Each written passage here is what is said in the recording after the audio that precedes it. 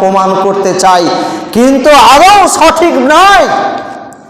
এইটা যদি আমরা মনে করি যে এইটাই হচ্ছে ভাগ্য রজনীর, অর্থাৎ আল্লাহ রাব্বুল আলামিন কি করেছেন, এই রাত্রে বেলায় যে 14ই শাবান যে মাসটি, সেই 14ই শাবান যে দিনটি আসবে, বিগত রাত্রি জাগরণ করতে হবে, সারা রাত ইবাদতে মগ্ন থাকতে হবে।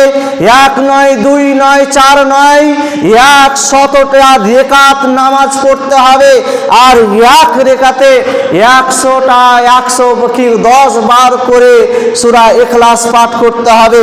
আমরা এই দিনে আমরা কোনোদিন হয়তো একবারে ইখলাস জানি না, আমরা কেউ হয়তো ইখলাসই সূরা আমরা হয়তো কারো মুখস্থ নাই, আর ওই রাতে আমরা দাঁড়িয়ে যাব, আমরা ফরজ নামাজ বাদ দিয়ে ওই নফল নামাজে দাঁড়িয়ে গেলাম, 1 2 করতে করতে করতে করতে 100 রেকাত আমরা নামাজ পড়ে একদম কি করলাম, একদম ফজর যখন হতে এলো তখন আমরা বাড়ি চলে গেলাম, বিছানায় শয়ন করলাম।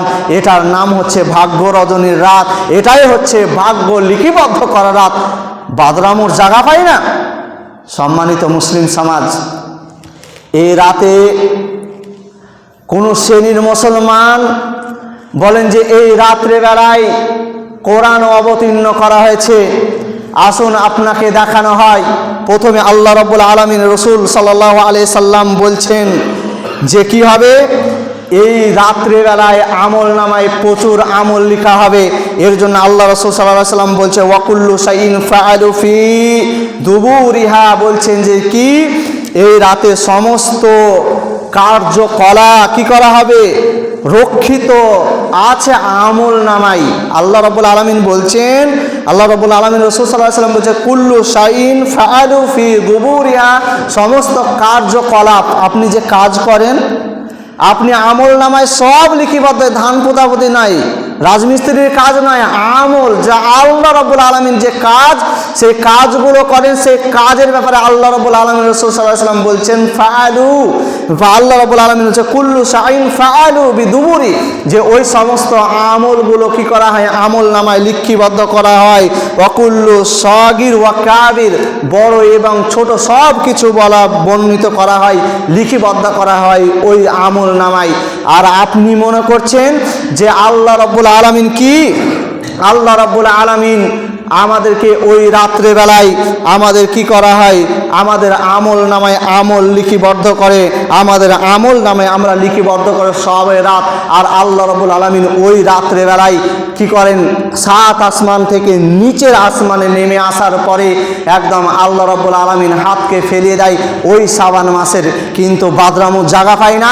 আল্লাহ রাব্বুল আলামিন রাসূল সাল্লাল্লাহু আলাইহি সাল্লামের পবিত্র হাদিস, একদম সহিহ হাদিস, আল্লাহ রাব্বুল আলামিন বুখারীর মধ্যে আল্লাহ রাব্বুল আলামিনের হাদিস বলছেন যে কি ইয়ানজুলু তাবারাক ওয়া তাআলা, আল্লাহ রাব্বুল আলামিন বলছে কুল্লু লাইলা ইলাস সামাঈদ দুনিয়া হিনা ইয়াবকা, আল্লাহ রাসূল সাল্লাল্লাহু আলাইহি সাল্লাম বলছেন যে আল্লাহ নিজে বলছেন যে আমি প্রত্যেক রাত্রে বেলায় কি করি, 7 আসমানের নিচে যে সবচেয়ে নিম্ন যে আসমানটি থাকে সেই আসমানে আমি অবতরণ করি, আমি নিচে আসি, আর আমার হাতটাকে আমি এরকম করে বিছিয়ে দেওয়ার পরে আমি বলি কে আমাকে ডাকছো, আমি তার ডাকে সাড়া দিব, আমি কে আমাকে ডাকছো, আমি তার ডাকে সাড়া দিব, আমার কাছে তোমরা কি চাইছো, আমি তার কি চাওয়া পূরণ করব, কে আমার কাছে তওবা ইস্তেগফার করছো, আমি তোমাদের কি করব, তওবাকে গ্রহণ করে তোমাদেরকে আমি ক্ষমা করে দেব।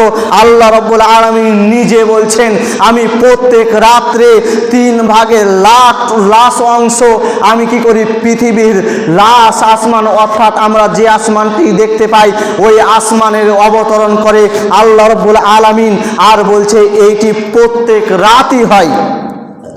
আপনি কি করে বলতে পারেন যে আল্লাহ রাব্বুল আলামিন আপনি কি করেন শবে বরাতের ওই 14ই শাবান সেই রাতটিতে আল্লাহ রাব্বুল আলামিন অবতরণ করে। আর কি করেন, অবতরণ করার পরে আমাদেরকে ওই যে ক্ষমা প্রার্থনা করি, যে ক্ষমা প্রার্থনা করে ওই নামাজের 100 রাকাত নামাজের ফলে আমাদের কি করা হয়, আমাদের সমস্ত পাপকে ক্ষমা করে দেওয়া হয়। এই হাদিস আপনি কোথায় পেলেন? এই মাথা মোটা হাদিস কোথায় পেলেন? আপনাকে কে আপনার ওই মাথায় বুঝিয়েছে যে শবে বরাতের রাত্রে 14ই শাবানে আল্লাহ রাব্বুল আলামিন 7 আসমানের নিচে অবতরণ করার পরে আল্লাহ রাব্বুল আলামিন বলেন যে কে আমার কাছে কি চাইছো আমি তাকে দিব, আমি ক্ষমা করব, আমি ক্ষমা করে নেওয়ালা, আমি তো আমার কাছে তোমরা তওবা করো, আমি তওবা কবুল করব। আপনাকে কে বললেন? আল্লাহ রাব্বুল আলামিন একদম স্পষ্টভাবে আপনাকে কি করলেন, হাদিসে আল্লাহ রাব্বুল আলামিন রাসূল সাল্লাল্লাহু আলাইহি সাল্লাম স্পষ্টভাবে আপনাকে বলছেন। মুসলিমের হাদিস 7058 নম্বর হাদিস, আপনি ভালো করে দেখে নেবেন।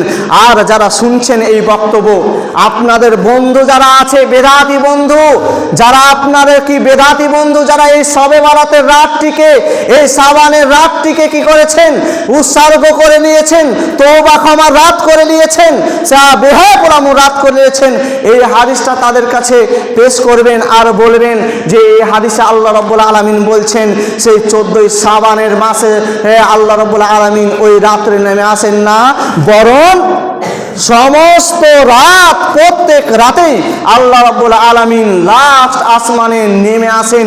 এটাই সঠিক কথা।